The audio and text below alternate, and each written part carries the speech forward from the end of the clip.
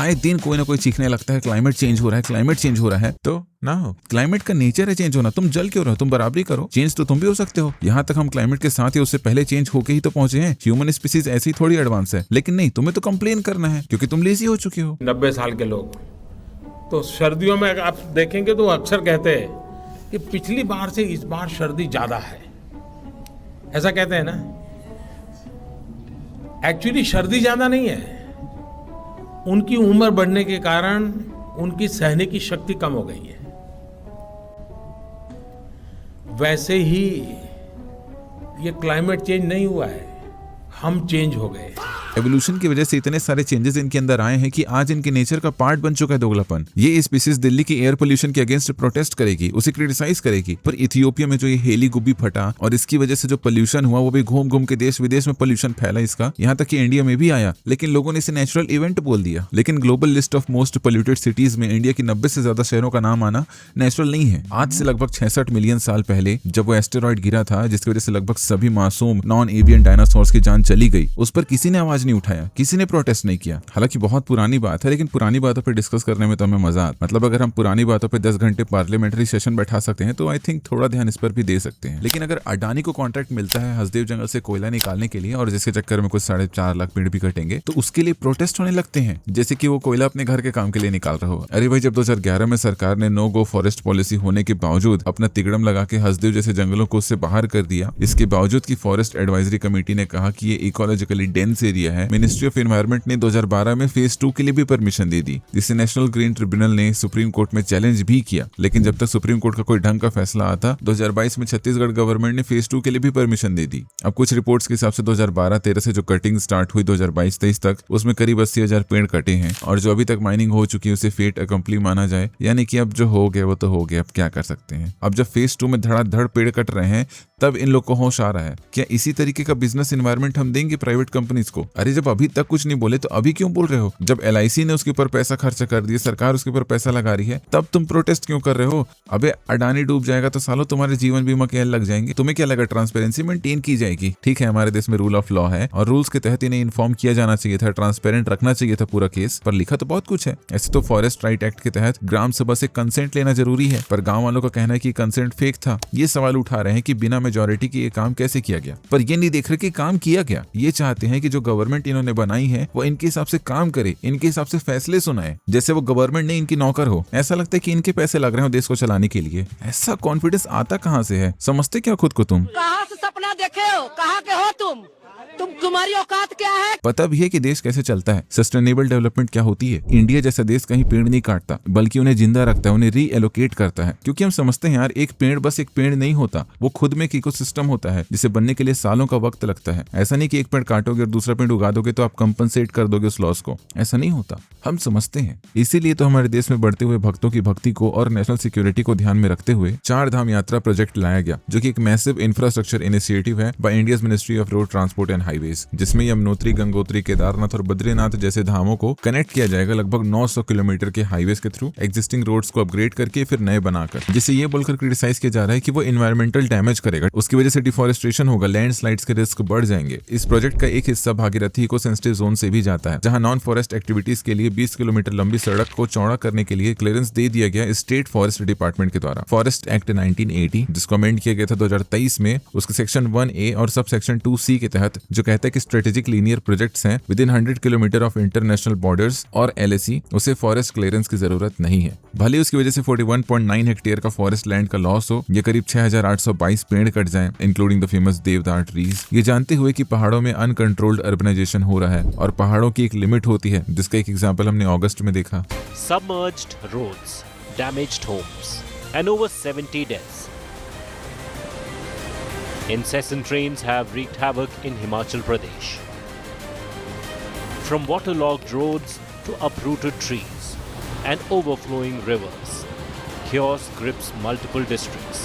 Shimla one of the example है heavy urbanisation की वजह से बढ़ रहे लैंडस्लाइड्स का। देखो डेवलपमेंट चाहिए तो कुछ पेड़ कटेंगे, कुछ लोग मरेंगे, बट होगा डेवलपमेंट। इसलिए इस मामले में सुप्रीम कोर्ट को इंटरफियर करने के लिए कहा गया ताकि वो एक बीच का रास्ता चुने, और सुप्रीम कोर्ट तो माहिर है बीच का रास्ता निकालने के लिए। जैसे 2022 के state of Bihar versus Pawan Kumar case में सुप्रीम कोर्ट का ये ऑब्जर्वेशन रहा कि अगर माइनिंग को कंप्लीटली प्रोहिबिट कर दिया जाएगा तो अंडरग्राउंड माइनिंग और लोकल माफियाज को बढ़ावा मिलेगा। इसीलिए हमें MPSM का कॉन्सेप्ट लाना पड़ेगा ताकि हम अरावली हिल्स में हो रहे इलीगल माइनिंग को लीगलाइज कर सकें। But they're not only doing illegal work, they're also making double profit out of whatever is left here. They're making profit illegally out of the Aravali Hills, the lungs of the Delhi NCR, the home for several hundreds of people, wildlife, and so much more. जैसे 2018 में formed committee का कहना है कि राजस्थान की 128 में से 30 Aravalli hills 50 सालों में गायब हो गए इलीगल माइनिंग की वजह से, और 10 से 12 लार्ज गैप्स ओपन हो गए। तो बस सुप्रीम कोर्ट ने एक मल्टी एजेंसी कमेटी फॉर्म करने को कहा ताकि अरावली हिल्स को एक नया डेफिनेशन दिया जा सके। अब क्योंकि पहले से अलग अलग स्टेट्स कंट्रोल करते थे और हैवी रिस्ट्रिक्शन था इसके ऊपर, तो अब जब कमेटी की फाइंडिंग सामने आई तो उसके हिसाब से जो लोकल रिलीफ है उसे 100 मीटर ऊपर के लैंड फॉर्म्स को ही अरावली हिल माना जाएगा। और फॉरेस्ट सर्वे ऑफ इंडिया की रिपोर्ट के हिसाब से 12,081 हिल्स में से सिर्फ 1,048 यानी कि 8.7% ही 100 मीटर के क्राइटेरिया को सेटिस्फाई करते हैं। इसका मतलब बाकी हिल्स जो कि छोटे छोटे हैं, जहां अभी भी इलीगल माइनिंग हो रही है क्योंकि उन्हें रोका नहीं जा सकता, इसलिए उन्हें होने देना चाहिए। और इस तरीके से हम अपने देश में सस्टेनेबल डेवलपमेंट लाएंगे जिससे सबका साथ सबका विकास होगा। Aravallis are part of our national heritage, our civilization, our history. How can the government allow the destruction of history? We are now told the environment minister is going around saying in certain conferences, we haven't started destroying the Aravallis yet. Well, do you think, Mr. Minister, that we will wait for you to start destroying the Aravallis? Party बदल लिया साला। वो तो जब 26वें climate change conference में India ने promise किया कि 2070 तक भारत नेट जीरो का लक्ष्य हासिल करेगा। मैं तभी समझ गया भाई तांडव हो रहा है भाई, ताकि मैं कपड़े फाड़ दूं अपने भाई। मौत का नंगा नाच दिखा भाई तूने आज। मुझे लगता है भाई गवर्नमेंट के दिमाग में ना वही आइडिया आया जो मेरे दिमाग में भी आया था कि अगर हम सारा कोल खोद खोद के निकाल के फटाफट फूंक देंगे तो 2070 तक तो कुछ बचेगा ही नहीं जलाने को। इसलिए तो 2020 में गवर्नमेंट ने कोल माइंस को प्राइवेट प्लेयर्स के लिए ऑक्शन करना चालू कर दिया और मेजर बिडिंग जीता अडानी ने। अब उस बेचारे को लोग फालतू में गाली देते हैं जैसे कि वो जबरदस्ती कोयला खोद रहा है। अरे सरकार कह रही है खोदो तभी तो वो खोद रहा है, बाकी भी तो है जिंदल वेदांता, पर गाली देंगे अडानी को बस। मतलब कभी कभी लगता है ना इस देश में सक्सेसफुल होना भी एक गुनाह है यार। एक पॉलिटिशियन अगर मेरा दोस्त है तो इसका ये थोड़ी मतलब है कि वो मेरा भी धंधा बढ़ाएगा। ये तो महज संभोग की बात है कि अडानी रिन्यूएबल एनर्जी के सेक्टर में भी आगे है और कन्वेंशनल सोर्सेज ऑफ एनर्जी के सेक्टर में भी आगे है। इस देश में किसी से किसी की तरक्की देखी नहीं जाती, ये लोग बस रीजन खोजते रहते किसी को गिराने के लिए। वैसे ही जैसे बाकी दुनिया हमारी तरक्की से जलती है। 2024 के एनवायरमेंट परफॉर्मेंस इंडेक्स में हमें 176 पोजीशन पर रख दिया। 180 तो देसी है टोटल। कहते हैं air quality, emission, biodiversity conservation के मामले में हम पुअरली परफॉर्म कर रहे हैं। 2026 के क्लाइमेट चेंज परफॉर्मेंस इंडेक्स में हमें फिर से पीछे कर दिया। हमें साल दर साल नीचे गिराते जा रहे हैं, ये बोल के कि हमारे पास कोल एग्जिट प्लान नहीं है एनर्जी रिक्वायरमेंट्स को पूरी करने के लिए। ये सारा ना डेवलप्ड नेशंस का पॉलिटिक्स है। ये बहनचोद सारे मिलके हमको पागल बना रहे हैं, मादरचोद के बच्चे। इसी बात को डेवलपिंग नेशंस ने यूएन क्लाइमेट समिट में कहा कि अपने समय पे ये चीप कार्बन इस्तेमाल करके वेल्थ बना लिए, और जब हमारी बारी आई है तो क्लाइमेट का जिया जले जान जले। तो यूएन ने इस अन्याय को एड्रेस किया। यहाँ ईमानदारी चलता बाबू, ना तो घरे जाके सुत्ती बाबू। सोल्यूशन है सबका साथ सबका विकास। डेवलप्ड नेशंस ने $100 बिलियन पर ईयर देने का प्रॉमिस किया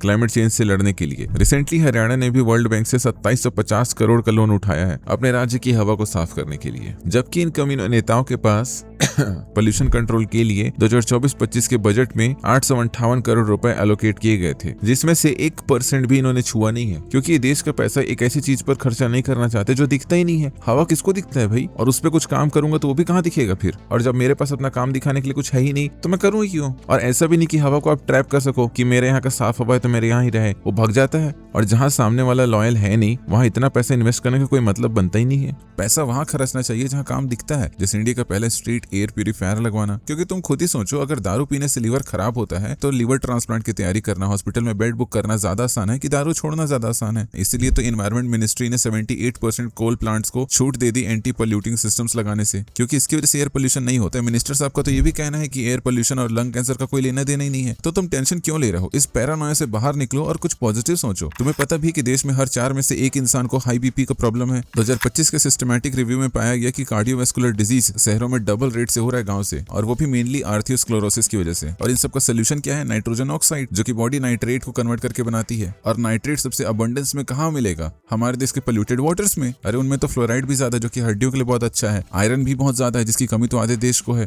इसके अलावा आर्सेनिक, यूरेनियम, जिनसे थोड़ा सा कैंसर होता है, बट फायदा तो देखो कितना सारा है भाई। बिहार में तो मदर्स के ब्रेस्ट मिल्क में थोड़ा सा यूरेनियम भी मिला है। पहली बात तो पता कैसे चला? क्योंकि जो पीते हैं वो अबाबा के अलावा कुछ बोलते नहीं है। और दूसरी बात, मैं भी चाहता हूँ यार कि हमारे देश से अगला स्पाइडरमैन निकले। वैसे मिलने को तो आदमी को टेस्टिकल्स में माइक्रोप्लास्टिक भी मिला है। पहली बात तो पता कैसे चला? बाकी मेरे को तो ये कूल फीचर लग रहा है। मतलब अपने सीमन से अब 3D प्रिंटिंग कर सकता हूँ भाई मैं। दिल्ली की आकृति एक कटोरी की तरह है जो 3 तरफ से अरावली की पहाड़ियों से घिरी है, इसीलिए प्रदूषित हवा दिल्ली में कैद हो जाती है। अच्छा, दिल्ली कटोरे, तभी तो सारे भिखा MP वहीं बैठते हैं। देखो यार, मैं हूँ गरीब आदमी जो कि आता है रियल इंडिया से। मेरे को ये सब हेल्थ वेल्थ के चोचले में नहीं पड़ना। बहुत कुछ है मेरे पास चिंता करने के लिए। एक था अमीर का चोचा जो कि गया था SC में, PIL फाइल किया कि जो एंटी मनी और DEHP के लेवल्स हैं उसे FSSAI को WHO के स्टैंडर्ड से मैच करना चाहिए, ताकि जो दुनिया खा रही है वो हम भी खाएं। लेकिन सुप्रीम कोर्ट ने कहा कि ये सब तुम्हारा अर्बनाइज्ड फोबिया ऑफ रिच है। साला तुम्हारा नखरे पादने लायक औकात भी है। गांधी को देखो, पूरा देश घूमा था गरीबी देखने के लिए। गरीबी देख के आओ थोड़ा सा, इंडिया बहुत गरीब है। उसके बाद ये सब चोचले पेलना ठीक है। रामदेव बाबा के हिसाब से तो एयर प्यूरिफायर भी चोचला है। But I think supreme court is absolutely right here, because इंसानों में प्री इंस्टॉल्ड आता है इनेट इम्यूनिटी, और जो इम्यूनिटी वो गेन करता है थ्रू आउट लाइफ वो होता है उसका एक्वायर्ड इम्यूनिटी। और इन सारे एडवर्स सिचुएशन से गो थ्रू होके हमारे अंदर वो एक्वायर्ड इम्यूनिटी बनेगी, जो कि किसी के पास नहीं होगी इस दुनिया में। जस्ट थिंक अबाउट इट यार, कि हम लोग कितना आगे हैं दुनिया से। एंड दैट्स द रीजन कि एनवायरमेंट मिनिस्ट्री क्यों बोलती है कि हमें स्वदेशी AQI स्टैंडर्ड्स की जरूरत है, बिकॉज ग्लोबल स्टैंडर्ड्स में हम फिट ही नहीं होते भाई। तुम रियलाइज नहीं कर रहे हो, लेकिन करो, और जब हो जाएगा तो मेरे को भी बताना कमेंट्स में। See you in the next, bye.